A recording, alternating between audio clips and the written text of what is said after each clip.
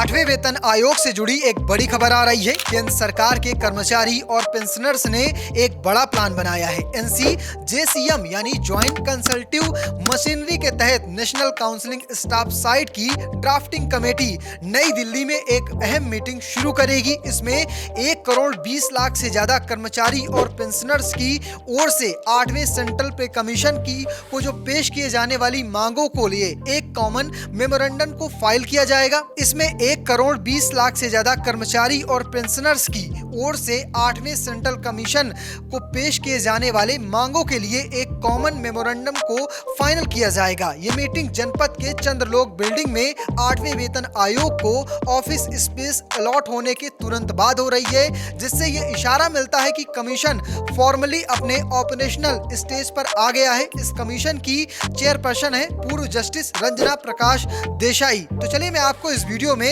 कर्मचारियों की क्या मांगे हैं और कितनी सैलरी की उन्होंने मांग की है विस्तार से दिखाता हूं। पहला सवाल तो यही आ जाता है कि भाई ये मीटिंग जरूरी क्यों है। तो आपको बता दें कि ये ड्राफ्टिंग एक्सरसाइज इसलिए जरूरी है क्योंकि कर्मचारी संघ कमीशन के स्ट्रक्चर कंसल्टेशन शुरू करने से पहले कर्मचारी आयोग अपनी मांगों का एक यूनिफाइड डिटेल चार्टर पेश करना चाहता है। हालांकि NCJCM के स्टाफ साइट में साफ तौर पर नाराजगी देखी गई है। कई फेडरेशन ने इस बात पर निराशा जताई है कि उन्होंने पहले सरकार को जो कई अहम मांगे सौंपी थी वो 8वें वेतन आयोग के आधिकारिक टर्म्स ऑफ रेफरेंस में नहीं दिखाई गई हैं। इस वजह से मौजूदा मीटिंग को एक बड़े मेमोरेंडम के जरिए उन मांगों को फॉर्मली एक साथ लाने और मजबूती से फिर से जोड़ देने की कोशिश के तौर पर देखा जा रहा है। आसान शब्दों में कहें तो कर्मचारी यूनियन ये पक्का करना चाहते हैं कि फिटमेंट फैक्टर, पेंशन सुधार और इंक्रीमेंट जैसे मुद्दे कमीशन के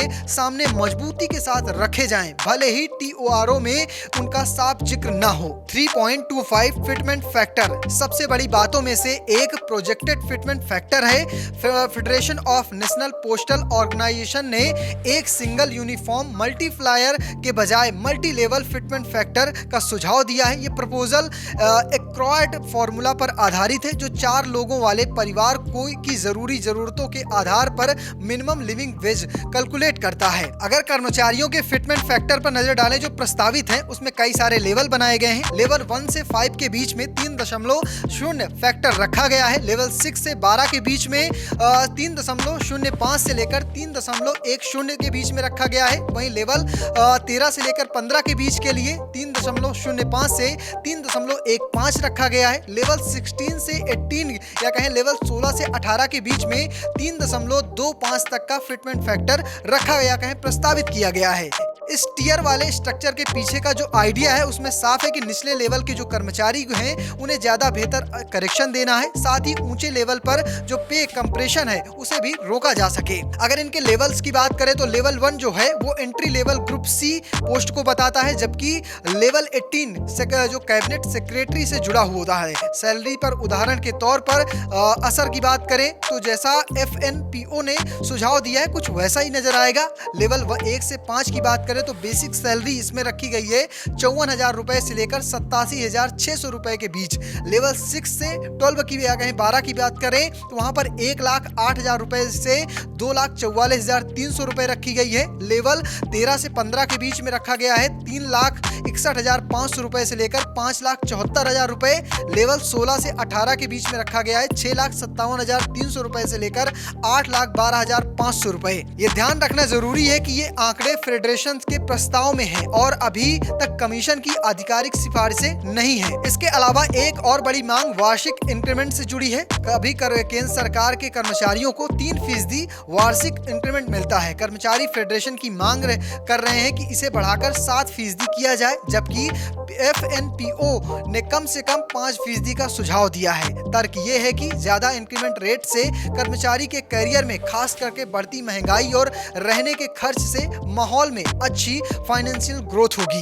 फैमिली यूनिट को 5 सदस्यों तक बढ़ाने की मांग। फेडरेशन फैमिली यूनिट की परिभाषा को 3 से बढ़ाकर 5 सदस्यों तक करने के पर भी जोर दे रहे हैं, जिसमें आश्रित माता पिता को भी शामिल किया जा रहा है। अगर ये मांग ली जाती है तो ये बदलाव विष तय करने के फॉर्मूले के बेसिक पे कैलकुलेशन पर काफी असर डाल सकते हैं, जिससे सैलरी में काफी बढ़ोतरी हो सकती है। अलाउंस और रिटायरमेंट बेनिफिट्स, मांगों का चार्ट बेसिक पे से कहीं आगे निकल जाता है। फिक्स मेडिकल अलाउंस यानी FMA की बात करें तो यहाँ पर नॉन CGHS एरिया में पेंशनर्स के लिए इसे 1,000 रुपए से बढ़ाकर 20,000 रुपए प्रति महीने करने का प्रस्ताव रखा गया है। इसके अलावा दूसरा रखा गया है लीव ट्रेवल कंसेशन यानी LTC, कैश में इनकैशमेंट की इजाजत देने की मांग की गई है। तीसरा है लीव इनकैशमेंट, रिटायरमेंट पर लिमिट 300 से बढ़ाकर 400 दिन करना। ये मांगे बढ़ते हेल्थ केयर खर्च और रिटायरमेंट के बाद फाइनेंशियल सिक्योरिटी को साफ दिखाती हैं। अब इसके बाद आगे क्या होगा, यानी मीटिंग के बाद क्या होगा, इसके बाद इस पर भी सवाल है। हफ्ते भर चलने वाले ड्राफ्टिंग सेशन के बाद एक मेमोरेंडम के साथ खत्म होने की उम्मीद है, जिसे औपचारिक रूप से 8वें पे कमीशन को सौंपा जाएगा। हालांकि ये देखना बाकी है कि इनमें से कितनी मांगे कमीशन को पसंद आती हैं। आज की मीटिंग अगले दशक के लिए केंद्र सरकार के कर्मचारियों के सैलरी, पेंशन और अलाउंस स्ट्रक्चर का आकार देने में एक महत्वपूर्ण कदम या कहें भूमिका निभाएगी। फिलहाल कर्मचारी यूनियन ये पक्का कर लेना चाहते हैं कि उनकी जो मुख्य मांगे हैं वो 3.25 फिटमेंट फैक्टर हो, 7% सालाना इंक्रीमेंट हो और OPS बहाली 8वें आयोग की चर्चा के केंद्र में बने रहें। फिलहाल आपको क्या लगता है, कितनी मिनिमम सैलरी सरकारी कर्मचारियों की होनी चाहिए? कमेंट बॉक्स में लिखिएगा और पेज को फॉलो करना, चैनल को सब्सक्राइब करना बिल्कुल भूलिएगा। धन्यवाद।